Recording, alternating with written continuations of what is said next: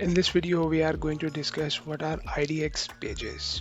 IDX pages are web pages that display real estate listings sourced from MLS databases. These pages allow real estate professionals to showcase properties available for sale or rent to potential buyers on their websites.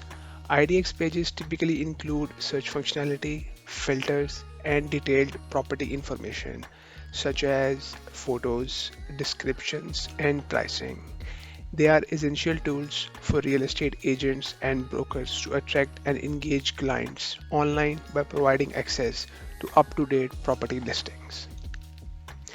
So, how we can create IDX pages? On when you logged in, on your left side you will see IDX pages. Hover over it and click on add new page. First you have to give title, let's say test IDX page.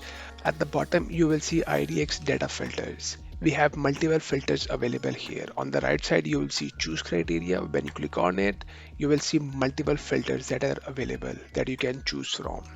So let's say you want to show maybe like different listings by using MLS numbers. What you will do is you will click on MLS numbers.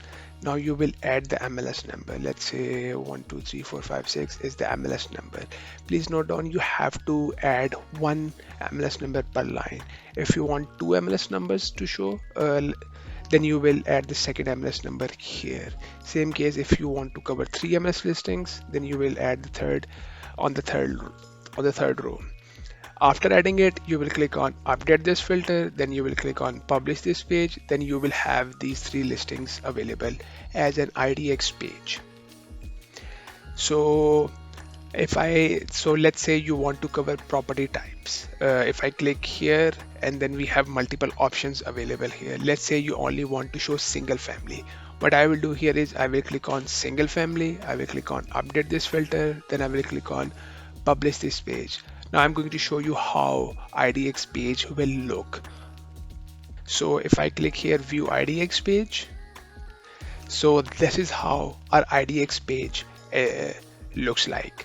As I have turned on my show map by default option, I have already discussed this option in our IDX settings video. You can, if you have not seen it, you can check it. It will show you how you can use this map, and then you can if you want you can use list view, or if you want you can use grid view. It's totally up to you.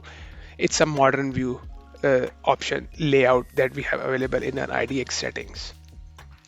So if I like hide for now, this is how our IDX page will look like. These listings are only single family listing. So let's say you want to maybe you want to cover single family listings, but you want to maybe like you do not want to show listings that are maybe priced at 1 million. So what you will do here is we have this option by price. You will click on it, you will set the minimum price. Let's say you only want to cover listings that are in between 200 to like $500,000. What you will do here is I will add 200. Okay, and then I will click on update this filter, and I will click on update, and now I will again click on view IDX page. So now this page will only show listings that are in between 200 to 500k. As you can see here, we have many filters available, so it depends what kind of filters are you interested in. Again, everyone has to use different filters, depends on their requirements. So let's discuss few more filters. Let's say if I click on property features, now let's say I only want to show listings that have garage and pool. Then I will click on this, and then I will click on update this filter. Remember that the more filters you use, the more it will narrow it down, the listings for you.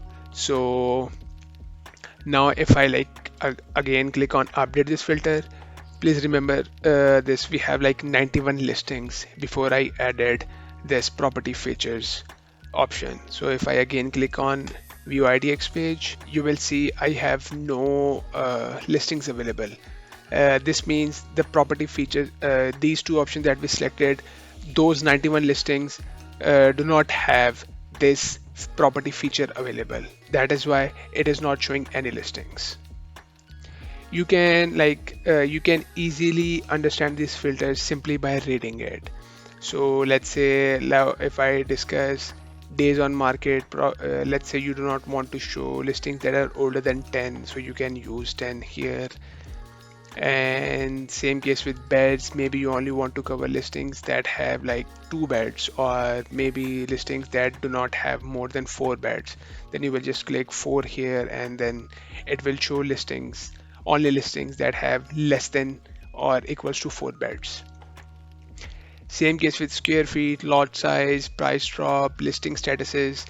um, if I talk about listing statuses, let's say you have sold listings and you want to cover sold listings. What you will do here is you will click on sold listings, you will click on update this filter, and then you will use your agent ID or office ID to show those listings that you have sold. So I will, let me just remove these options. After selecting listing statuses, I will select for listing agent ID. I will add my agent ID here. I will click on it, and after updating the filter, now it will show only my listings that I have sold. So you can, like, if you want to if you want to show maybe like sold listings, you can just do that by using these two filters. Say we have like city, state, and zip codes. You want, if you want to cover a specific area that has a specific zip code, you can use that. If you want to cover communities, tracts, areas, counties, you can use these options. Now let's discuss custom polygon. Let's say you want to cover a specific area on the map. There could be multiple reasons why you want to do that, but let's say if I like zoom in, let's say I want to cover this white lock builders. What I will do here is I will click on this pencil option that you see above this plus icon. I will click here, then I have to draw the area that I want to cover. So let's say if I click here and then it's my starting point, then I will move my mouse. I will again click on it, and then I will again move my mouse.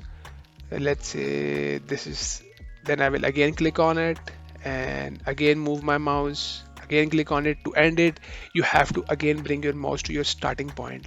I will come here, and then I will click on it. Now this red area will show all the listings that falls in it. I will click on update this filter, and then I will click on update this page, and then when I click on view IDX page, it will have all the listings that falls under that red area. That's how we use our IDX pages. Well, that's all for now. Thank you for watching.